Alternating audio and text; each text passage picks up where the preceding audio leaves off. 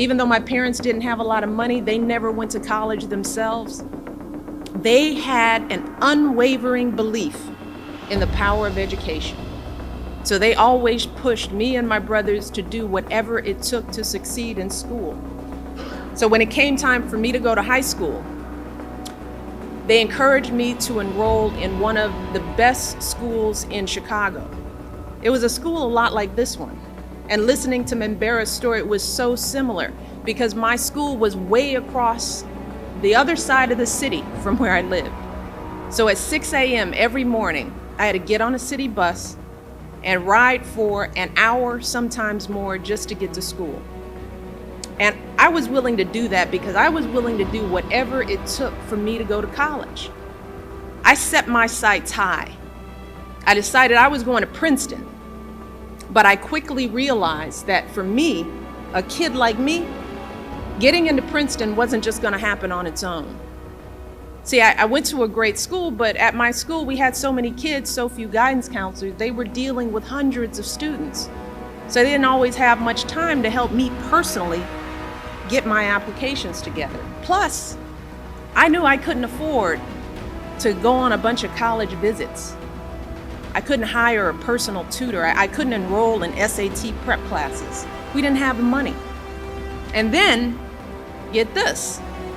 Some of my teachers straight up told me that I was setting my sights too high. They told me I was never going to get into a school like Princeton. And I still hear that doubt ringing in my head. So it was clear to me that nobody was going to take my hand and lead me to where I needed to go. Instead, it was going to be up to me to reach my goal. I would have to chart my own course. And I knew that the first thing I needed to do was have the strongest academic record possible. So I worked hard to get the best grades I could in all of my classes. I got involved in leadership opportunities in school where I developed close relationships with some of my teachers and administrators. I knew I needed to present very solid and thoughtful college applications, so I stayed up late, got up early in the morning to work on my essays and personal statements.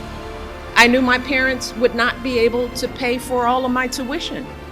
So I made sure that I applied for financial aid. That FAFSA form was my best friend. I knew the deadlines, everything. Most importantly, when I encountered doubters, when people told me that I wasn't going to cut it, I didn't let that stop me. In fact, I did the opposite. I used that negativity to fuel me, to keep me going. And at the end, I got into Princeton, and that was one of the proudest days of my life.